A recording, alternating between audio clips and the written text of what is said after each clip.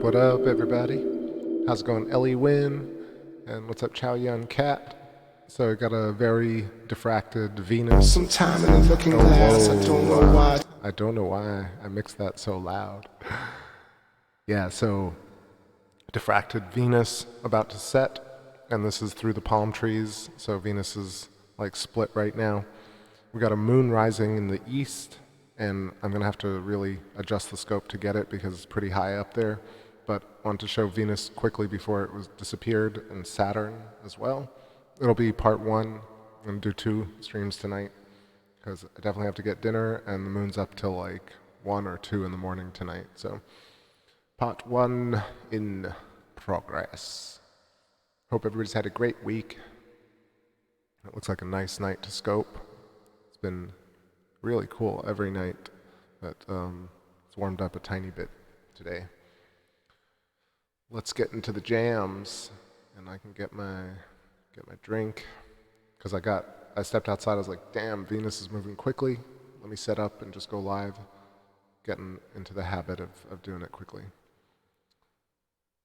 And I'm looking for a song, something new.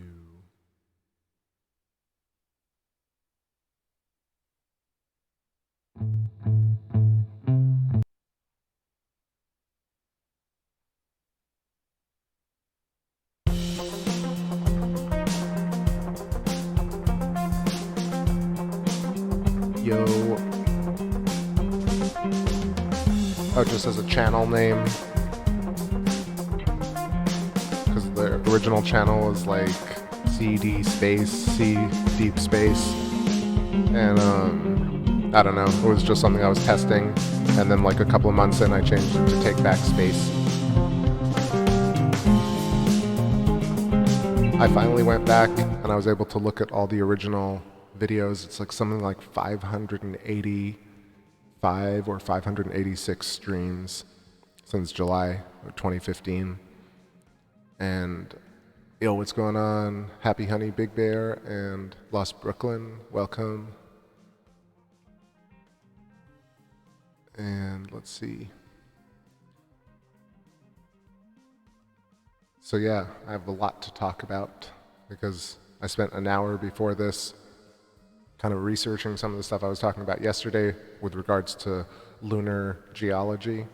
I felt like I was pretty stubborn about my viewpoint, and then today just reinforced that I am justified in being stubborn. I saw a whole thing about returning to the moon, and I'm going to link to some of these videos, but pretty much I saw this video where this guy in front of like 6 other major people who are running this mission, the Artemis, like return to the moon mission next year or the year after, 2021. They mislabeled Sea of Serenity. He was like, Mars Serenitatis, you know, tranquility. And the other one was, he said, yes, you know, Sea of Storms, Oceanus Procularum. At least like he was saying the Latin names, but both of those are wrong. Obviously, Mare Imbrium is Sea of Storms. Oceanus Procularum is the whole region that encases Aristarchus and Copernicus, Mare Nubium, Mare Humoris, Mare Imbrium, as well as Lacus Somnum. And clearly, Sea of Serenity, Mare Serenitatis, is not tranquility. Jesus. So I watched these cats look at him and just nod along in agreement. Like not a single one of them was able to immediately catch that he had completely fumbled the 2 locations or the destinations of the lunar missions that they're going to, with the reporter and a whole bunch of other people around. Like nobody clearly has a freaking clue about what they're talking about. So I'm not even showing the moon right now, but man, that pissed me off.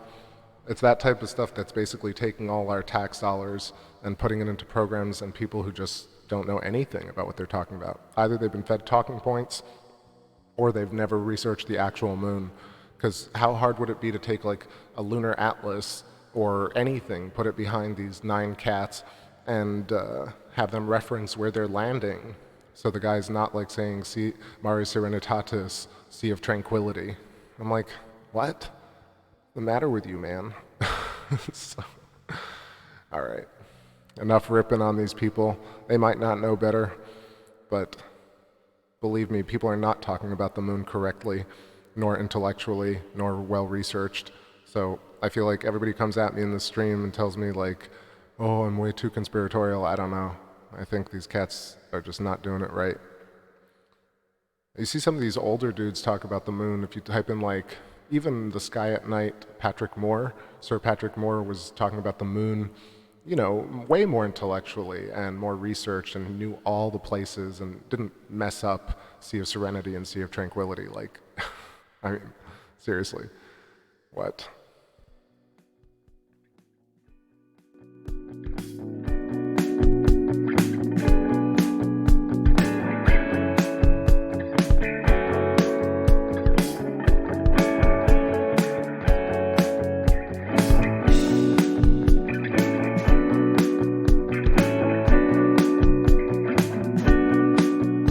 Who am I missing here? What's going on? The Ross.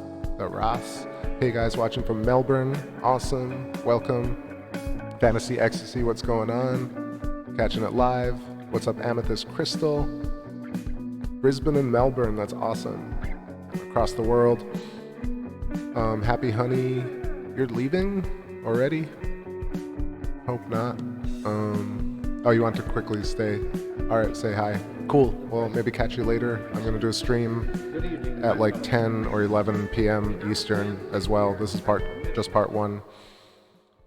But I definitely want to catch Venus and Saturn before they set. Alright, some tunes and some planets.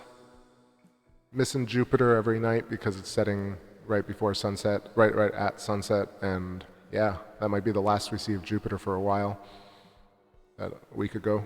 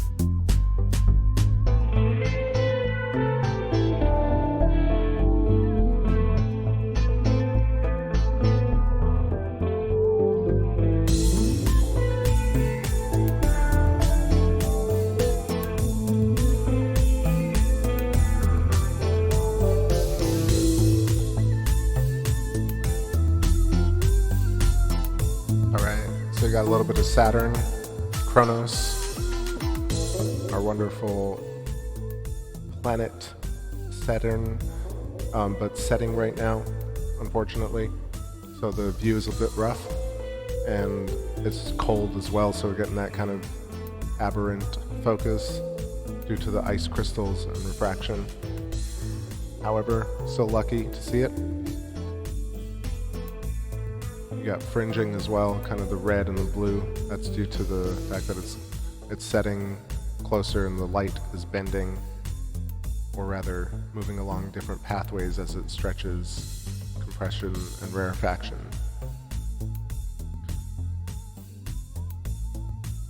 So quick views here, and then we're going to see what it's going to take to look at the moon, because right now I have the doorway, or the door frame, right in front of the scope to the east. It's going to be tough to see the moon without some diffraction, so we'll see. Ooh, this is a little too early for that. What about...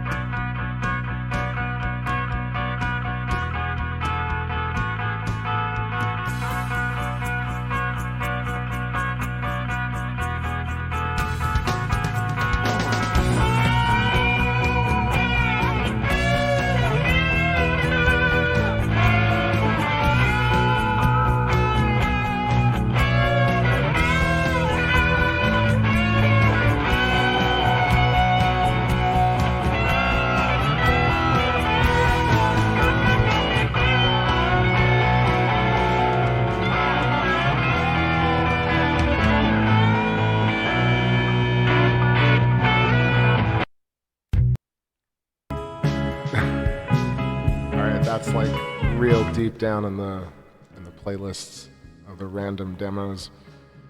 All right, quick sketch over here. Show the field geometry that is really the stuff that we don't see, that is considered dark matter and dark energy, but it is already solved and it makes perfect sense. So Saturn essentially has this hexagon at its pole, and it's because you have a Birkeland filament, or what NASA calls magnetic ropes, where Saturn has grown upon these filaments. And this is very simplistic and two-dimensional. Of course, these are twisted Fibonacci golden spirals emanating outwards in conical shapes, linear gradient fall off, and then you have inertial plane, and then you have the apple core, or the cheetah's mouth, or lungs, or the brain, or onion skins, magnetic field lines. You have the plasmoid, centripetal convergence, centrifugal divergence, centripetal convergence, and centrifugal divergence. So basically just the way these energies move along field lines. You've got the caduceus, you've got the Merkaba, and these are the little vacuums of reality at every single quantum particle. Quantum just means tiny, and cosmic particle, or like planet, solar system, looks exactly the same. That's why things look like this. Usually they kind of look like this because they're outstretched and we're seeing them at different angles. No such thing as this fabric of time and space. We don't need it. Everything is connected in space along filaments, and this also looks like the human body with outstretched arms. Right here is where the eyeballs would go, and that's where our energy torus is. Lots of sketches, but that's what we don't see. We just see the remnants. So everything around Saturn is keeping Saturn in place, just like the words and the page. Space is like this giant page that we don't really pay attention to.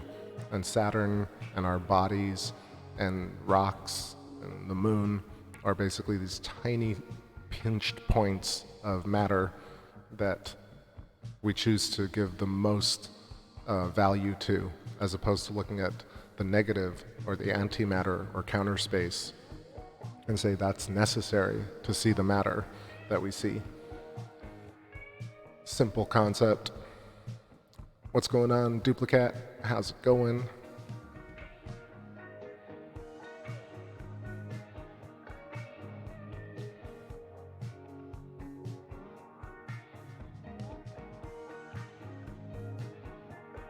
This is the problem that we face with popular science. Popular science doesn't do research, they just regurgitate. So pretty much every news network that talks about scientific discovery really shouldn't be talking or taken seriously, at least. Every single one, from CNN to MSNBC to Wall Street Journal to New York Times, should not be commenting on cosmology, astronomy, astrophysics, without a full, lengthy 2-3 hour video debate where, opinions are heard and ideas are discussed. These vignettes of 300 words that espouse just real nonsense is really not helping science at all. And if people just stopped reading it entirely, then it would change, because purchase power is the most valuable thing. I was reading some idiotic stuff in the New York Times about how scientists have solved the mystery of the origin of the moon. And then you read and you realize they haven't solved anything. And they are still left with at least 4 theories on the formation of the moon. And even in synesthesia, it's not really electric. They don't even take the electric force into play. It's still gravity and just nuclear forces, which ultimately, if you merge the two, you'll see that All of these can be explained within this field geometry and using really dielectricity or polarized electricity that terminates in magnetism, or magnetism basically terminates in gravity. And terminates just means it goes through these etheric shells along these predetermined structures. Lots of people dislike this because it feels like it's saying that there's a God or there's a form to the universe, but there is, clearly. That's why things look the way they do. And if you look at the mouth of a cat, like a jaguar or cheetah, and then you look at the bridge of your nose and your eyes, and then you look at craters on the moon, and then you look at the Cat's Eye Nebula, you'll see that everything looks basically the same, like has the same geometry. Beehives, sugar molecules, quantum networks, meshes, the local cluster, you name it, has this structure, and no scientist today, popular or not, is saying, oh, these are the same structure because. They're saying, wow, isn't it weird and cool that these are all the same structure? And then the show ends. And nobody makes the jump and says, yes, they're the same structure because this, and therefore, let's do this.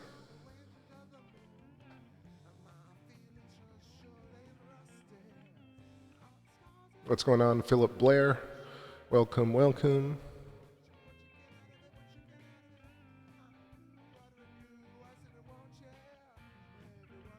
Okay, some plasma funk in here. I'm going to try and find the moon and see if I don't have to move the scope, but I might.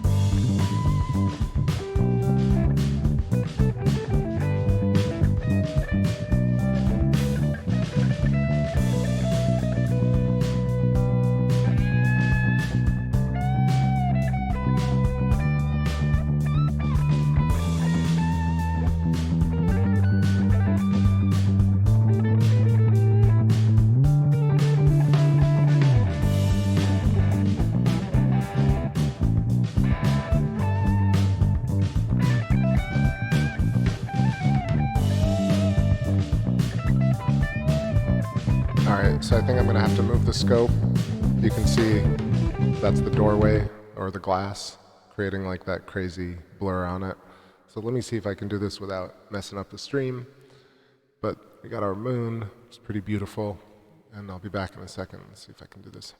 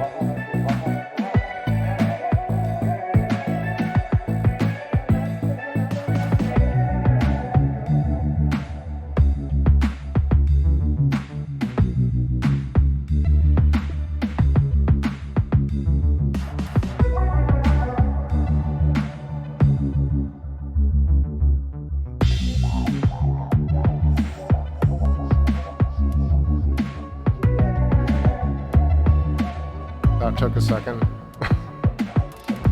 What's going on? Yo, P&K Space Imaging, how's it going? SDAC, what's going on? And welcome everybody. Oof, that was a second, jeez. Yo, and Kimmy, what's going on? Welcome. So I had to really move the scope further down the stairs, and my tracking's pretty horrible, but there it is. Beautiful waxing gibbous.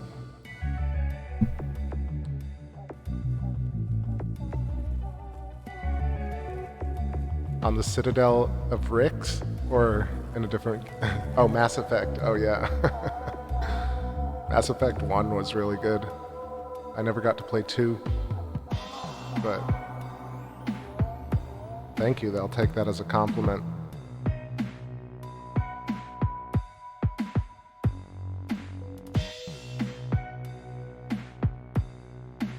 Oh, I lost alignment. Alright, I'm gonna try and set this up again. Just lunar alignment 12.6.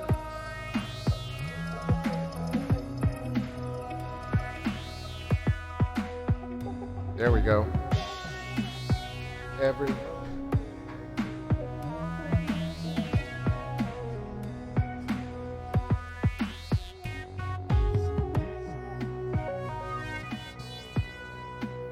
Hey yo,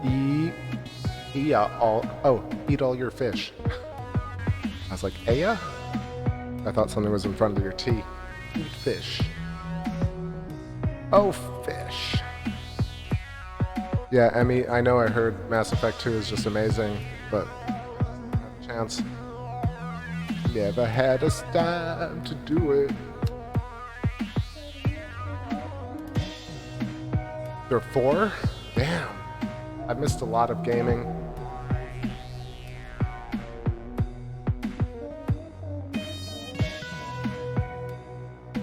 Alright, so my thumbnail tonight is unpopular science, and I've been doing it every night since I started, but now it's even more unpopular. But yeah, if you want to debate aliens or conspiracies, I'm ready to go. I would bet conjugate field geometry in lieu of any type of thought right now. It just makes so much sense seeing honeycomb patterns and molecular patterns on the surface of the moon and in space with quasars, pulsars, seeing it at the bridge of your nose or the mouth of a giant cat. I don't know why I have a bag with a snow leopard on it, one of those recycling bags. I wake up and I see it every morning, and the mouth of these giant cats is essentially Squatter Man, and Squatter Man is just really another iteration of the way we grow along a filament, arms outstretched, legs outstretched, a line of chakras that go through us. Those are small versions of these same shapes, and that to me makes a lot of sense. So that's the unpopular opinion, is that space, we can toss out some of this Big Bang cosmogony and religious zealotry towards Hawking and Hawkins, what I'm thinking, Stranger Things, Hawking and even Feynman in terms of really talking about deeper concepts, and Hoyle and Hubble, and really look at people like Velikovsky and Jurgens and Chip Arp, and others who really were questioning, the origin of our solar system and what was really going on a few thousand years ago, or even a few hundred years ago. If you look up comets from 1700s, 1600s, and beyond, you'll see that we have tons of actual artwork from what, just regular people observing the sky, because they didn't necessarily have internet, who knows, maybe, or TV, so they watched the skies a lot more. Paintings, mythos is history. And we live in a reality where it's like, oh yeah, the ancient Roman gods, do you know anything about them? No, but they're like just ancient Roman gods, old, really older than you know. old Roman gods, ancient Greek Roman gods. You know anything beyond that? Oh, like ancient Sumer hieroglyphics, the Egyptians. And anything beyond that? Nope, that's it. We've hit like stagnancy because people don't want to get a little bit deeper, which is that historians in the mythos were actually logging space, celestial events, comets, the moon, and the fact that we have no writings about the moon prior to about 5,000, 10,000 years ago is insane, given that the common conception of the moon is 3 billion, 4 billion years old, formed along with the Earth. Like I was saying earlier on the show, but today I spent an hour or two looking at contemporary origin of the moon, lunar origins, how the moon was formed, lunar history. Just look up all those questions in YouTube, online, papers, studies, universities, phys.org, you name it, and find anything that's been talked about in the last 3 years that references anything to do with electric scarification, anything to do with charge density and differential, anything to do with overturning mysteries that we don't need to have, which are the fact that lunar features are geometric, which means they were formed not by impact. That's really the simple 1-2 punch of it. And argue me till the cows come home, or jump over the moon, but you're not going to tell me that these features are not geometric, because I'm about to show you with sketching how insane it really all is. And it's not to like have any type of, to be vindicated for some reason. This is all about internal empowerment, understanding our neighboring celestial bodies in a way that is not primitive. Or pedestrian, rather. So, Mare Crisium, very notable hexagon, 600 kilometers across, flanked by Proclus, transient lunar phenomenon, perfect rays coming out at equal angles to plasma geometry and following really the flow of the current, the mirror shape here. I'm just going to draw them simply here, plane of inertia and current going through this. Next one, Sea of Serenity. Mare Serenitatis, Mr. NASA, doesn't mean Sea of Tranquility. It means Sea of Serenity, bordering on Sea of Tranquility. This shape looks like sugar molecules. It looks like beehives. It looks like bubbles in your sink. It looks like cubes, right? It looks like geometry that we see every day, that we use trig, to run machines, to build boats, houses, etc. The reason it's like this is because this is the shape of all geometry in nature, and it shows on lunar geology, and it likely shows in Earth geology as well. So you have these shapes cut by even sharper corners, 90-degree corners, right here. There's absolutely no discussion in popular science about why these corners exist, how they formed, why they retain, why they erode. Not a single thing that I've read today in 2 hours even references this, nor that Mare Crisium right here is a perfect hexagon with, if you could see it probably in X-ray, would have an S-curve electrical flow. It's bad relief tonight, but you could see this flow right through it.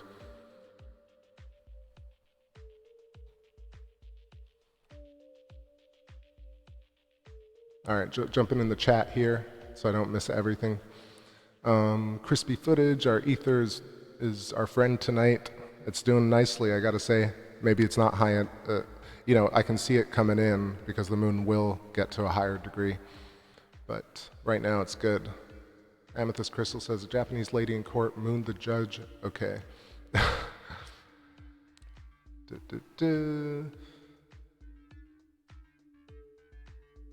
Debate? Or just pontificate? No. Hey, I talk to these cats on the Electric View every Sunday. I'm gonna start doing maybe a talk show type of night. So perhaps. Can't get enough cats. What's up, Blue Star 712? I would say many items teamed as religious products are in fact a natural element. I would say many items termed as religious product are in fact natural elements, my thoughts. What I interpret that is sort of what you're saying, where we have religious texts like the Bible, like the story of Jesus Christ, etc. Things like this very easily could be astronomical documents, just reinterpreted and humanized and anthropomorphized for ease of a dissemination. You know, people remember things better if you apply a love story to it than if you just told them flat out the math or science behind it. Just, that's the way the media, like, is hooky.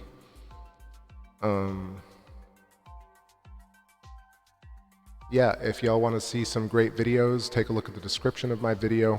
You'll have channels like Kronos, Electric Universe Eyes, Greg J, See the Pattern, Thunderbolts Project, The Electric View, Sky Scholar, and definitely check out Eugene the Philosopher, because I love his chats. And there are a few others. There's Buddy James, Buddy Dougherty. There's, I think, you know, Tess Clark's stuff is amazing. There are a few others that are great. Dive Fly Fish, if you want to see laboratory discharge. All right, so Keith says, I myself appreciate the forward thinking of the electric universe theory, but to me, and just to me, it has gaping holes in it, but that isn't saying that these holes won't be filled in later. You know, if there are holes, they'll be filled. But yeah, throw me something so I can talk about it. Like, what do you think in terms of hexagonal features that I'm showing here, that you see basically every night?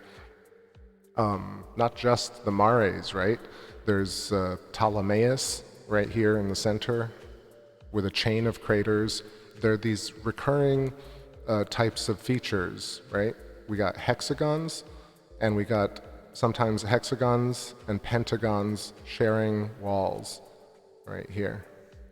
And it looks like molecules, but it also looks like, you know, the infinity with the magnetic field lines, the torus, you know, this the whole New Age symbol of the chakra.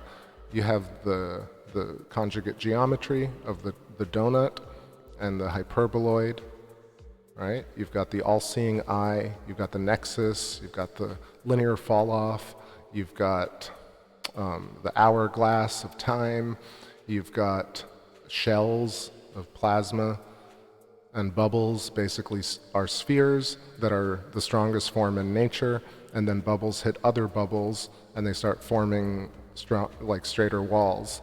So that's what's going on here. Those are the invisible forces that we see as counter space.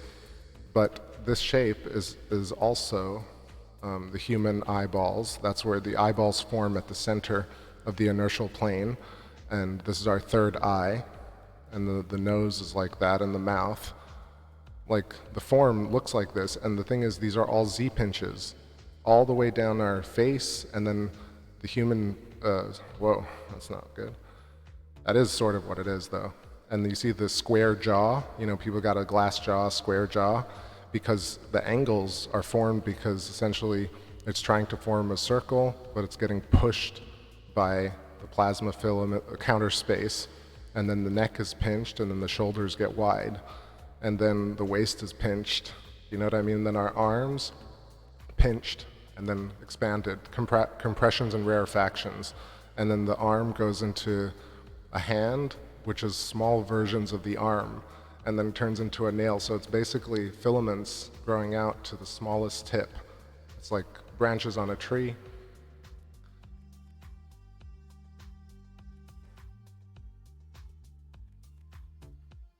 I think it's not even something that I've discovered, it's just that I'm putting together what, if you watch quantum mechanics, they explain this exactly. But if you watch cosmological shows, they basically show that the shape of all the quasars and Herbig-Haro objects and black holes follow this exact geometry. Ken Wheeler explains how the geometry works, and the the mutual mass acceleration of how we interpret the pull of gravity, the attraction of gravity. Pretty much every node point at the center of these toroidal fields generates its own kind of pull, and depending on the density of that object or the mass or matter of that object, the midway point between them is what is the mutual, they are both attracted to that point. So gravity is understood, or the attraction of gravity, not just how to describe gravity, but not use only math to reify physics, you know? Maybe there are multiple Big Bangs, but there are definitely no dimensions. Like, you don't need 11 dimensions to prove reality. Reality already exists. So they need 11 dimensions to prove the math. And people like Einstein needed things like the cosmological constant, which is a fudge factor. And he himself in his diary wrote that the cosmological constant was his biggest failure. And it was a failure because he really imposed a certain type of paradigm on physics that doesn't exist. The universe is already perfectly simple, and it works because it already does. There's no need to add an extra fudge factor to make it work better. It works because by virtue of existing. Let's see.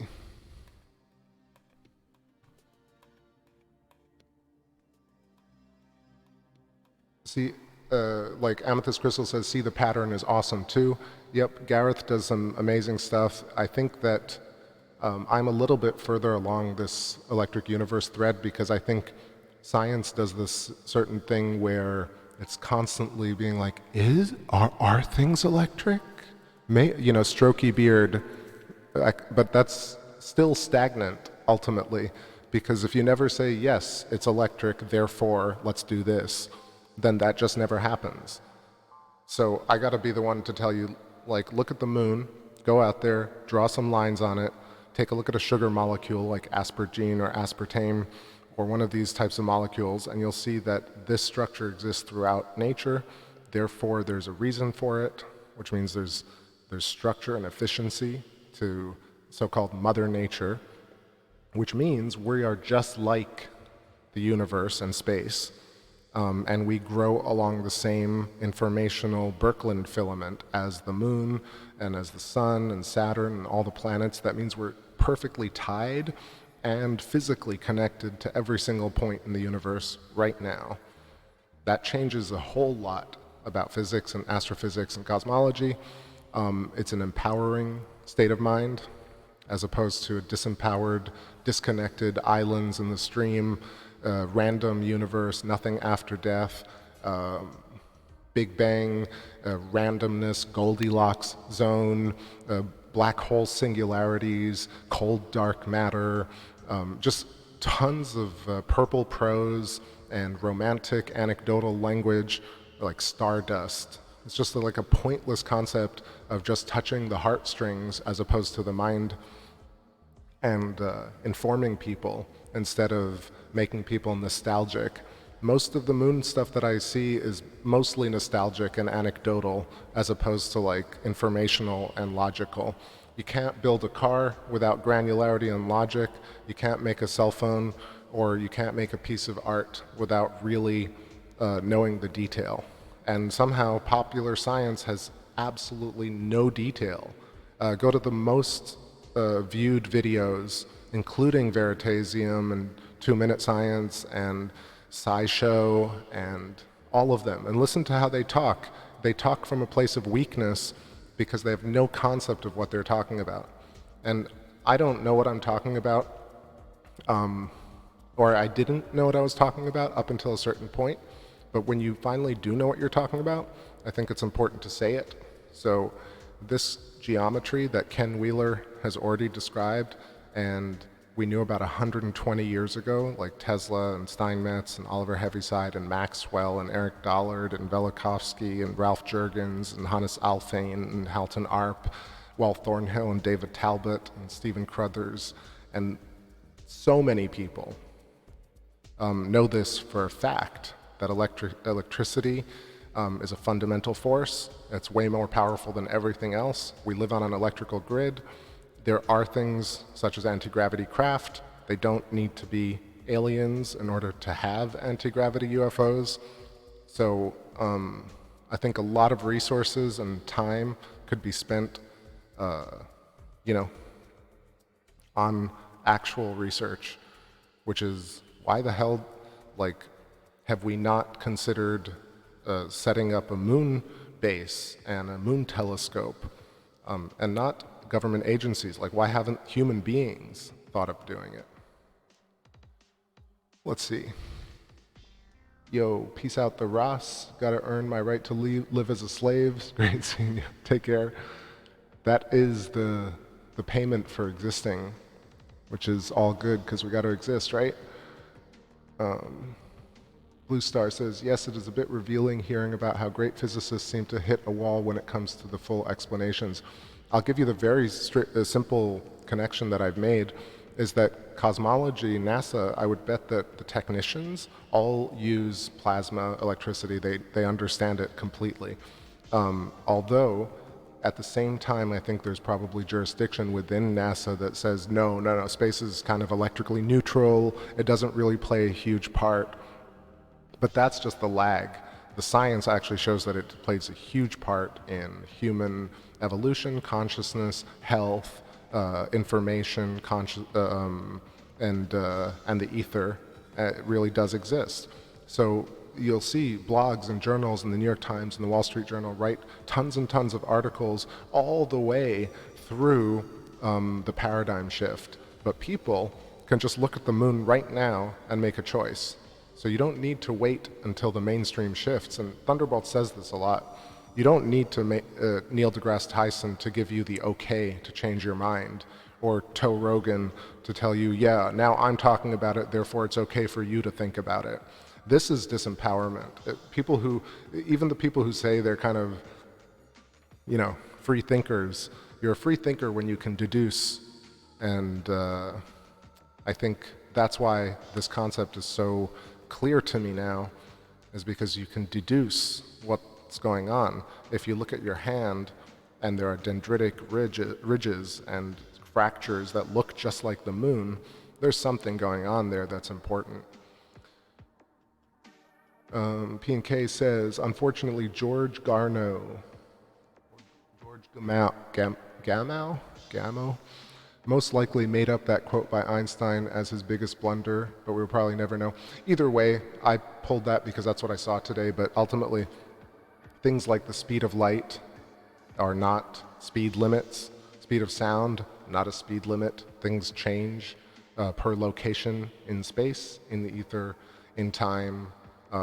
Over time, things change. If you believe, honestly, it's contradictory, because if the universe is expanding, which Big Bang theoreticians believe, then why would the speed of light not change? Attributes of physical reality are part of the system, or they're not, right? So even if Einstein himself didn't say it, cosmological constant is a number that he made up to make the equations make sense. And that's not science. You would be not taken seriously if that, not if you're backed by hype, media, and government and the church. You could probably get through by cheating, but that's cheating, essentially. Otherwise, Tesla would have thought Einstein was a genius, and he didn't, nor did Velikovsky, rather. And Velikovsky was really much more of a thinker than Einstein, ultimately, because his predictions were actually correct. Einstein, they still have to make up ad hoc shit to prove relativity. If you get rid of the cosmic microwave background test and you realize that it absolutely could have been radiation from our oceans, relativity's got nothing, Charlie. Same thing with GPS. David D. Hilster makes a great point about GPS, that you don't really need GPS in the way that we understand it. Or at least you don't need relativity to work in GPS. It's just an adjustment. It's just rhetoric that's applied to maintain the deification of Einstein. It's really insane. with all due respect to people who believe in it. Also, I love how Einstein is basically a German scientist, like one step removed from lots of people that are like, oh, damn Nazis, you know. Sorry, I'm not accusing Einstein of being a Nazi, but like seriously, I don't know how he became the deified, like Christ-like figure. He's a bumbling old scientist. Like, all right, some great ideas, photoelectric effect, basically great, amazing, but relativity not so much. And somehow like impossible to discuss Einstein without somebody rolling their eyes at you. It's pretty ridiculous. Yo, have a great stream, Keith. Please bring it up, and yeah, let me know what y'all think about the hexagons on the moon, because you know we see the same thing. I'm not making these up.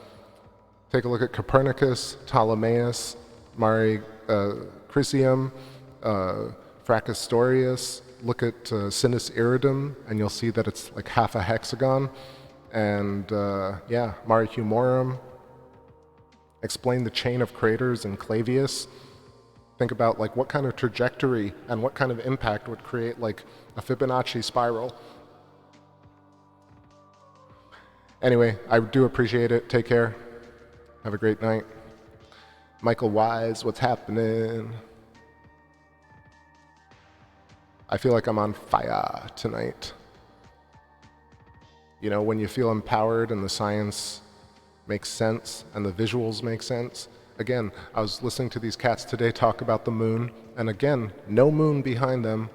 No, they didn't even have like a map. It's like, it's so insane. It's so insane. I feel like a crazy person talking about it, but think about it, like 50 years ago, I bet these guys would have had moon maps and atlases and protractors and magnifying glasses showing people what the hell they were talking about on the moon. This cat doesn't know Sea of Serenity from Sea of Tranquility, and like I don't even want to link to it because like why highlight these fools? But Jesus, come on. Like you're telling me you're really launching a lunar mission and you don't know the difference between two of the most it's like saying Chicago and New York. Yeah, we're landing in Chicago. I mean New York. I mean Russia. And not that he made a mistake, that's fine. But 6 other people and the journalist had no idea what they were talking about. Think about the detail that people know about sports players and stupid celebrities and idiotic TV shows, and they don't know the difference between literally what are like the two of the most prominent features, where apparently we've landed before. Sea of Serenity is Serenity Base, Tranquility Base, and then Sea of Serenity is like right there. Like you should know the difference. All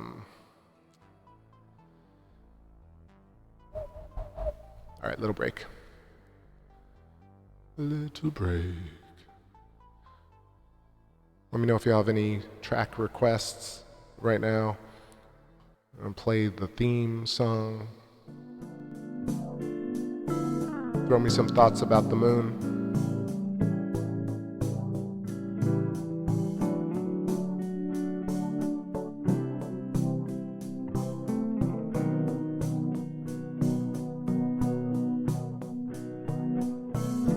I left home at 17.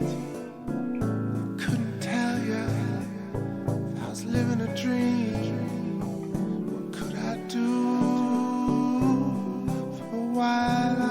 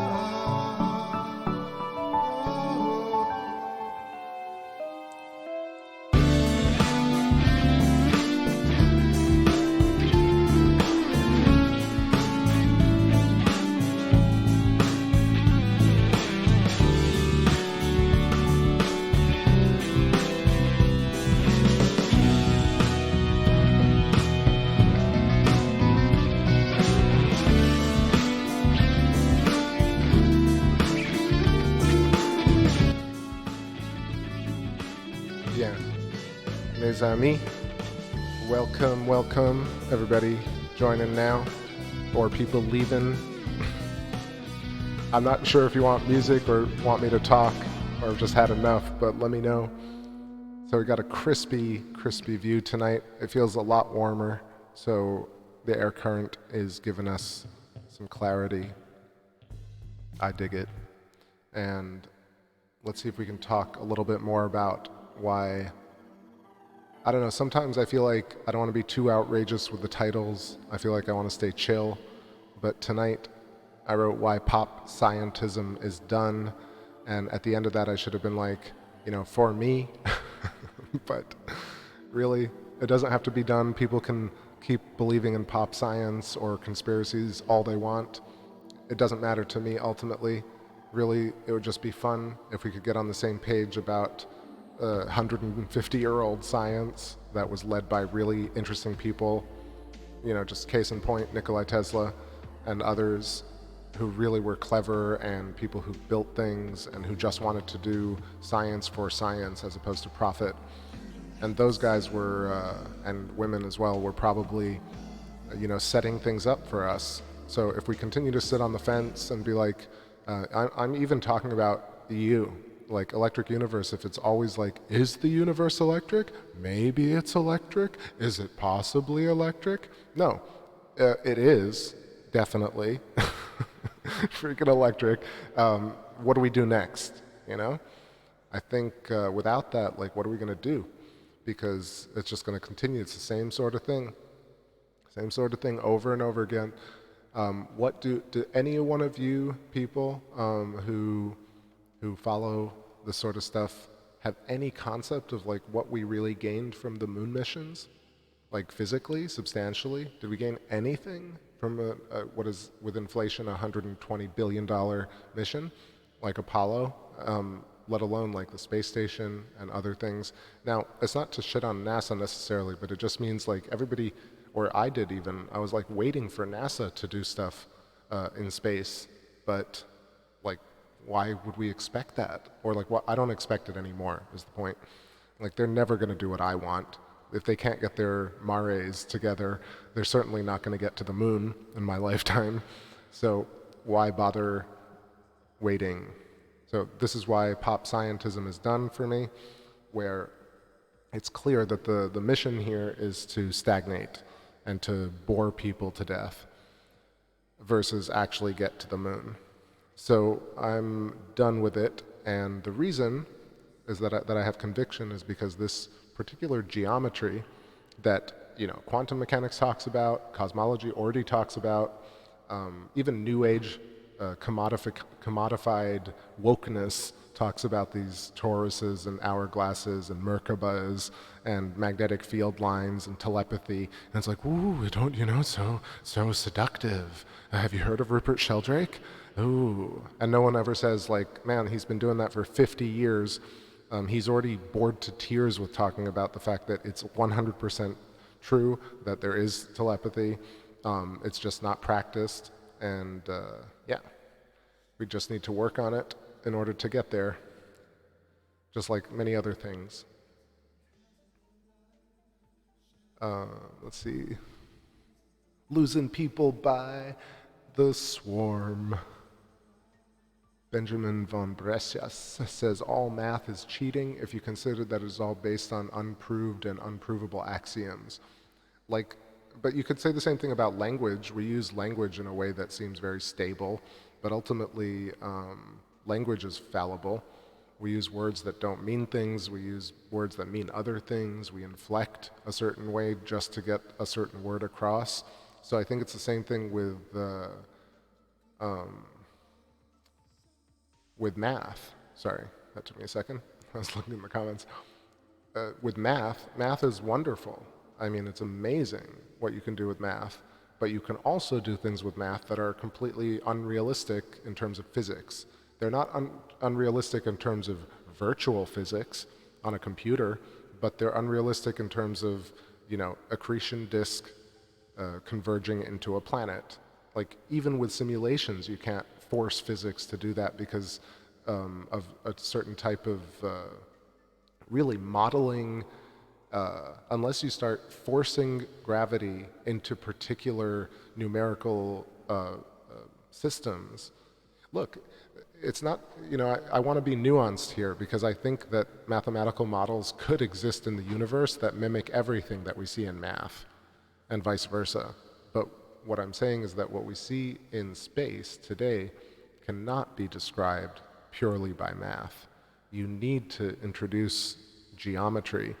And when you have astrophysicists never mention geometry, then they're basically full of shit. I mean, I know it's really sweeping to say that, but it is that simple. If you're not thinking about hexagons and why those are formed, then you don't understand the fundamental nature of the geometry of the universe. Is that judgy enough? It's pretty judgy. But for me, it's that simple. Look at these shapes on the moon. There's a reason they look like that. Why are there the same shapes on your hand as there are on the surface of the moon? Same force, same method. Why? Simple. Once you put two and two together, then you can understand everything, pretty much, which is fine. It always makes people so scared. They're like, oh, if I understand everything, it'll all be over. I don't think it'll be over. The excitement is not robbed if we can get to a consensus on spheres, hexagons, the government and agencies being businesses and not saviors or salvation, and take space into our own hands and develop technology that works. That's really the only way forward. Everybody's waiting and marching and waiting for businesses who will not give up their trade secrets, have no reason to lose money just to make, 1 million people on YouTube happy. It's just there's zero reason that's ever going to happen. So what's going to happen is I've amassed an entire archive of space footage. And I've shown that to people so that people on Earth are more aware of our place in the world, which allows you to reflect. And I've also introduced music that has taken the place of other terrible music that would have been created. And I know how ego that sounds, but whatever, that's what I think. So that's really, but I complain a lot. You gotta complain, but you gotta fix it. If you're complaining, I think. Just play along. Yo, Mark Rowe, what's going on, my man? Thank you so much, and hope you're doing well.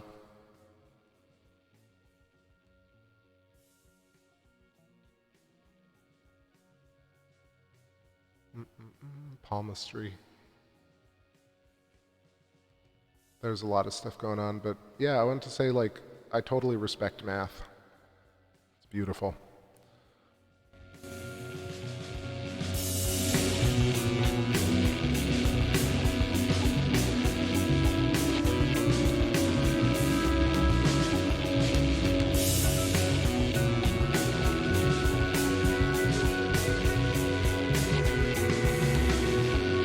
Oh, and Timothy Martin, what's going on?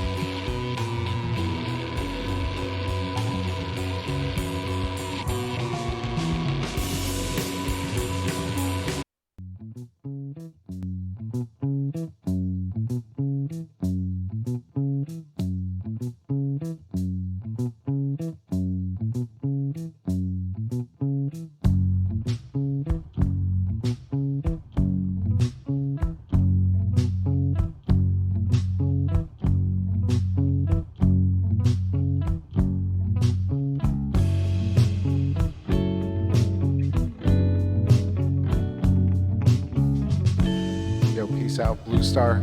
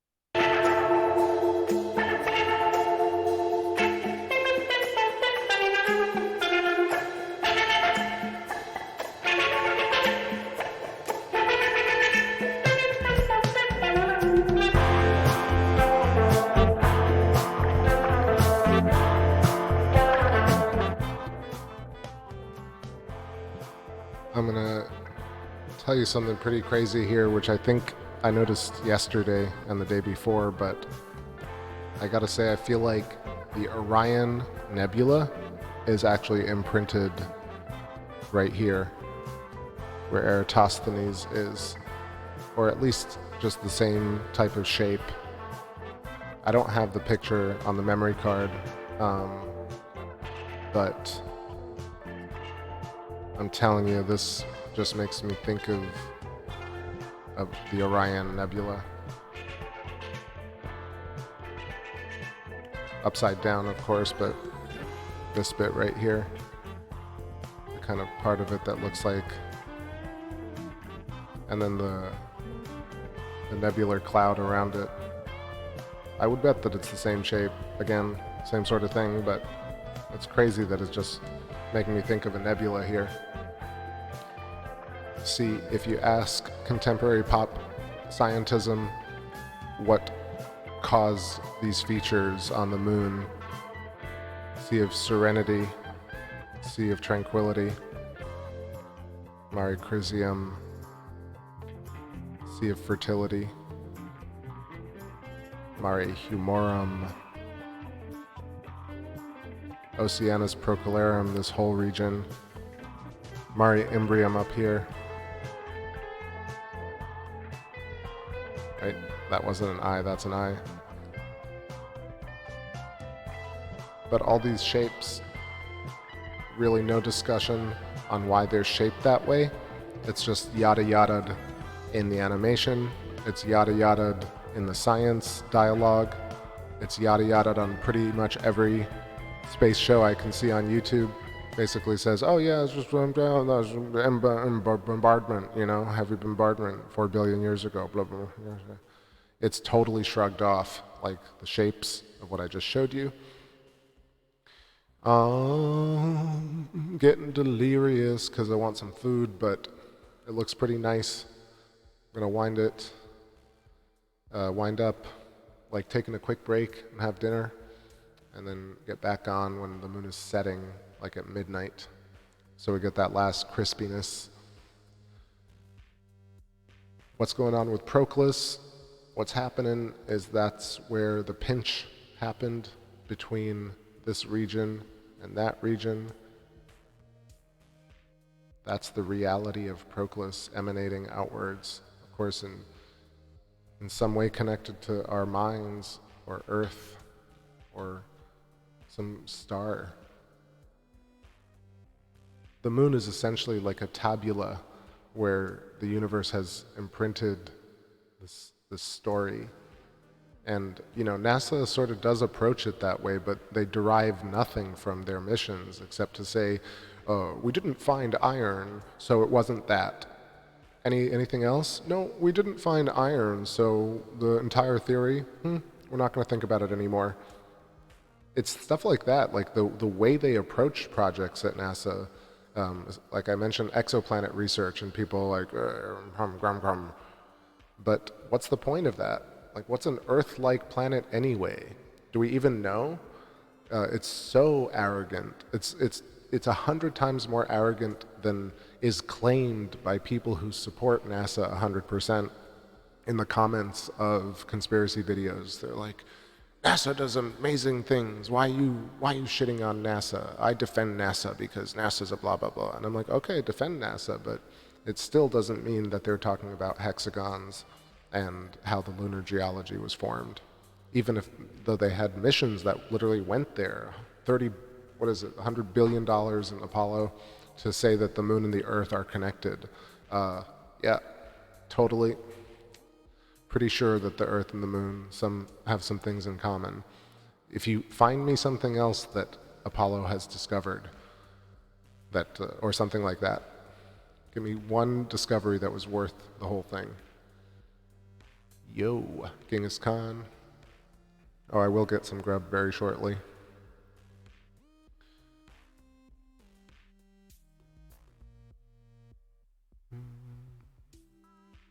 Let's see, Amethyst Crystal says most of the space exploration travel sector is all going private.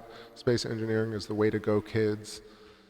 Anti-gravity is nearly here, or so I hear. Who said that? No sword codes. See you around like a donut. See you complaining. I don't know if I'm really getting where you're coming from, Amethyst Crystal. I'm only complaining because I would love to see the advancement of lunar science, not because I want to be vindicated or to cause, people to lose interest or to be upset or to hurt anyone. It's just extremely exhausting to watch these it's just stagnant. Just please look up the origin of the moon on YouTube and tell me that the language they use to describe it, or if you find any granularity in what they're talking about versus anecdotal, prosaic, or just like simply describing what everyone else has already said. Because I don't find it. I don't see any advancements in lunar geology.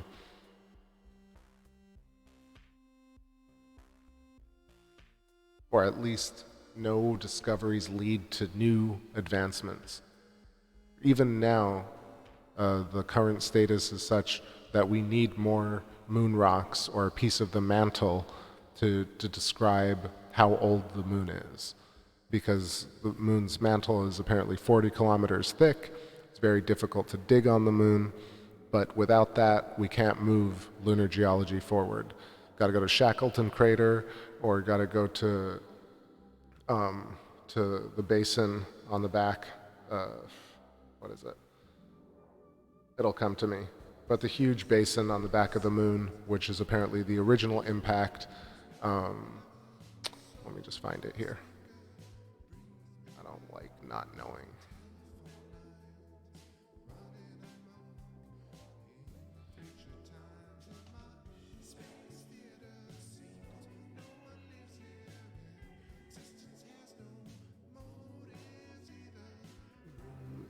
The Aitken Basin, the South Pole Aitken Basin. So anyway, no real discussion, no real detail. Amethyst Crystal, appreciate that. Thanks.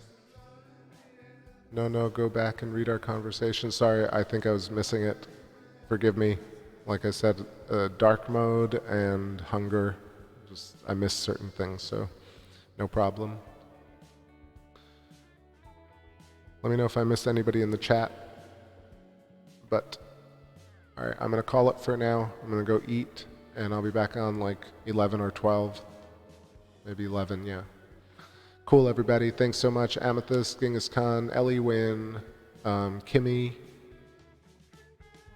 Blue Star, Mark Rowe, Philip Blair, Duplicat, and Benjamin, Timothy, Polly B, and Mr. Nice Guy. And of course, Keith for hanging out. I'll pop into P&K maybe while I'm eating something, just for a few. But yeah, keep it real, everybody. Share this with people that you think may be interested in this sort of thing. And if you want to look up really simple examples, take a look at a picture of a snow leopard's mouth, and then look at the bridge of your nose, and then look at Mare Serenity, Sea of Serenity and Sea of Tranquility, and see that it is the same shape. There's a reason for it. It's because it's on a filament and it grows out in that structure that I draw. Really simple, and you can apply it to pretty much every point at every size in the universe, and it will still make sense. And D. Smith, thanks for the thumbs. All right, everybody, have a good evening. Catch you very shortly. Go out on a fun, chill note.